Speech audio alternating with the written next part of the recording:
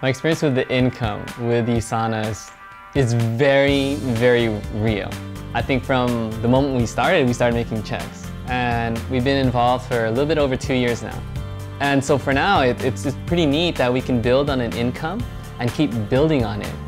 The business kind of happened to me. It just kind of came because the products were amazing.